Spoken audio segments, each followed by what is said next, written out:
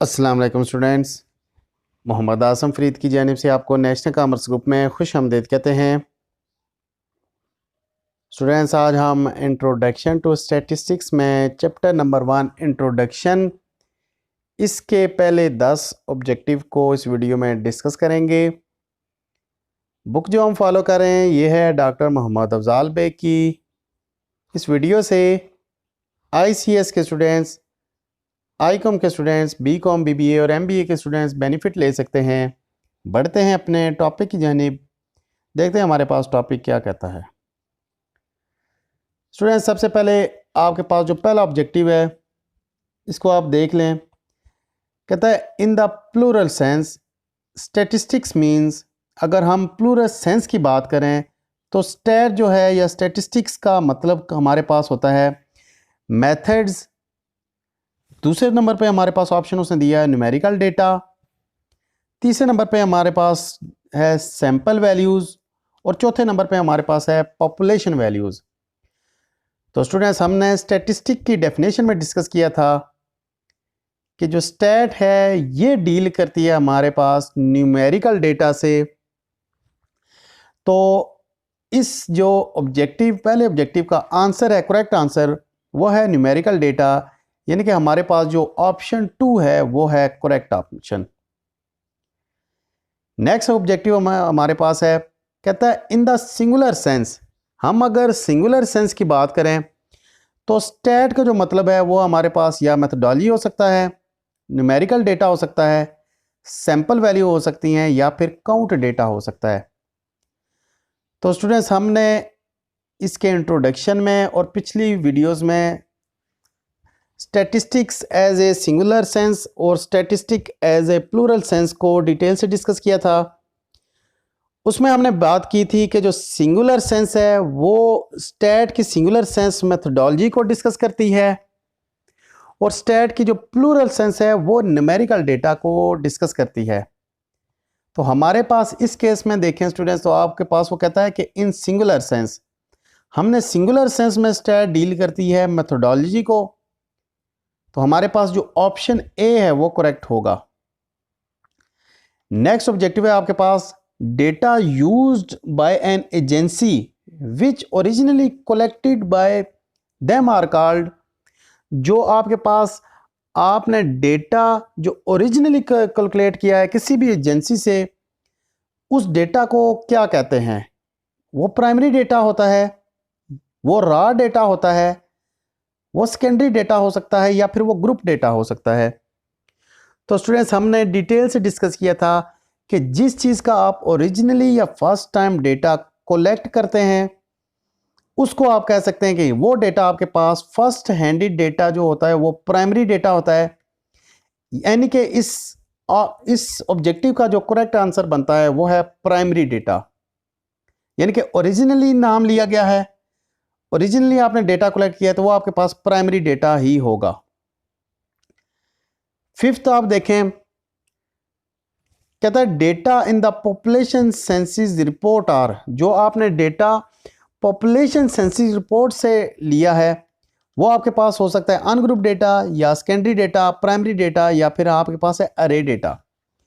तो स्टूडेंट्स, हमने population census में डिस्कस किया था। प्राइमरी डेटा की जब हमने एक्सप्लेनेशन की थी उसमें हमने इसकी जो एग्जांपल ली थी वो थी हमारे पास पॉपुलेशन सेंसस रिपोर्ट, यानी कि आपने जो पॉपुलेशन से रिलेटेड या पॉपुलेशन की रिपोर्ट लेनी है घर घर जाके, मरदमशुमारी की रिपोर्ट, वो आपके पास होती है प्राइमरी डेटा। तो इसमें भी स्टूडेंट्स आपके पास जो ऑप्शन होगा वो ऑप्शन सी है, यानी कि प्राइमरी डेटा। उसके बाद स्टूडेंट्स आपके पास 6 ऑब्जेक्टिव, मेजरमेंट यूजुअली प्रोवाइड्स। जो हमारे पास मेजरमेंट है वो किस चीज़ को वो रिप्रेजेंट करती है? वो डिस्क्रीट डेटा को प्रेजेंट करती है, कॉन्टिन्यूस डेटा को रिप्रेजेंट करती है, वो क्वालिटेटिव डेटा को रिप्रेजेंट करती है या फिर वो प्राइमरी डेटा को रिप्रेजेंट करती है। तो स्टूडेंट्स, हमने बात की थी कि डिस्क्रीट डेटा ऐसा डेटा होता है कि जिसको आप इशारे में या ब्रेक नहीं कर सकते, पॉइंट्स में, यानी कि रेंज में आप नहीं लिख सकते, उसको कहते हैं डिस्क्रीट डेटा। कॉन्टिन्यूस डेटा ऐसा डेटा होता है जिसको आप इशारे में पॉइंट्स में लिख सकते हैं। क्वालिटेटिव डेटा, आप किसी चीज़ की क्वालिटी बयान करते हैं, अच्छा बुरा, बहुत अच्छा बहुत बुरा, यानी कि मेजरमेंट जो है वो रिलेट करती है कॉन्टीन्यूस डेटा से। वो आप इशारे में भी कर सकते हैं, हाइट वेट, या आप इशारे में पॉइंट में जाहिर कर सकते हैं। एक बंदा मिस्टर अली है, उसका हम कह सकते हैं कि वेट जो है वो 60.2 kg हो सकता है, यानी कि वो इशारे में हम कर सकते हैं। मेजरमेंट्स का तल्लक आपके पास कॉन्टीन्यूस डेटा से है। उसके बाद स्टूडेंट्स आपके पास 7th ऑब्जेक्टिव देखें, कहता है काउंटिंग और एन्यूमरेशन यूजुअली प्रोवाइड्स, जो काउंटिंग है वो गिनती करने वाले बंदे वो आपको प्रोवाइड करते हैं कौन सा डेटा। तो स्टूडेंट्स आपके पास जो ऑप्शन है continuous data, qualitative data, discrete data या फिर ग्रुप डेटा, यानी कि जिन लोगों का तल्लक एदादोशुमार से है, जो लोग डेटा को कलेक्ट करते हैं नंबरिंग की सूरत में, वो आपको एग्जैक्ट नंबर की सूरत में डेटा प्रोवाइड करेंगे, यानी कि आपके पास वो इशारिये में नहीं प्रेजेंट कर सकते। कॉन्टिन्यूस डेटा तो गलत हो गया। क्वालिटेटिव डेटा भी नहीं कर सकते क्योंकि वो नंबरिंग 2, 4, 6 में प्रेजेंट करते हैं। डिस्क्रीट डेटा है यानी कि एग्जैक्ट वैल्यू कह सकते हैं 10, 12, 14, और ग्रुप डेटा है जो वो आपको ग्रुपिंग की शक्ल में कह सकते हैं। तो इस जो ऑब्जेक्टिव है इसका करेक्ट आंसर है डिस्क्रीट डेटा, यानी कि ऑप्शन सी। उसके बाद स्टूडेंट्स आपके पास ऑब्जेक्टिव नंबर 8 कहता है hourly temperature recorded by weather bureau represent, जो आप टेम्परेचर को घंटों के हिसाब से मेजर करते हैं वो किस चीज़ का आपके पास डेटा बनता है। सबसे पहले ऑप्शन है discrete data, continuous data, qualitative data या फिर secondary data.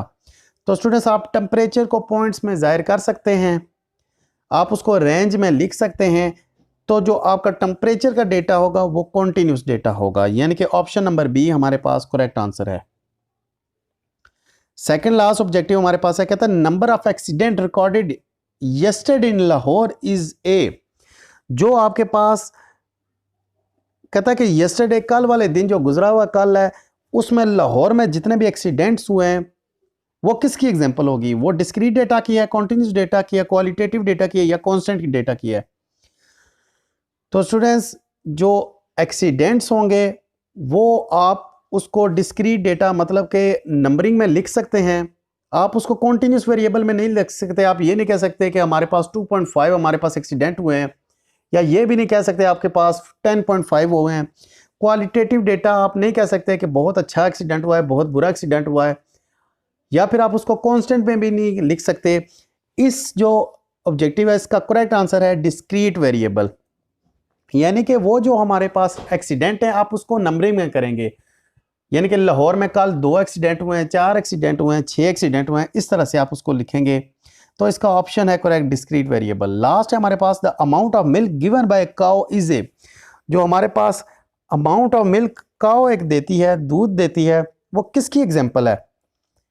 Qualitative variable, discrete variable, continuous variable या फिर कांस्टेंट वेरिएबल। तो स्टूडेंट्स जो हमारी गाय है वो आपको किसी टाइम पे 2 किलो भी दूध दे सकती है, किसी टाइम पे आपको 2.5 किलो यानी कि 2.5 kg भी दूध दे सकती है, किसी टाइम वो 3 kg दे सकती है, किसी टाइम 3.5 kg भी दे सकती है। यानी कि वो जो गाय है वो जो मिल्क दे रही है वो कॉन्टीन्यूस फॉर्म में दे रही है। तो हमारा जो करेक्ट आंसर है वो बनता है कॉन्टीन्यूस वेरिएबल। तो स्टूडेंट्स ये था हमारा आज का लेक्चर। उम्मीद करते हैं लेक्चर की आपको समझ आई होगी। लेक्चर में किसी किस्म का कोई मसला हुआ तो लाजमी हमसे रब्ता कीजिएगा। नेक्स्ट वीडियो के साथ दोबारा आपसे मुलाकात होती है, तब तक के लिए अपना बहुत सारा ख्याल रखिए।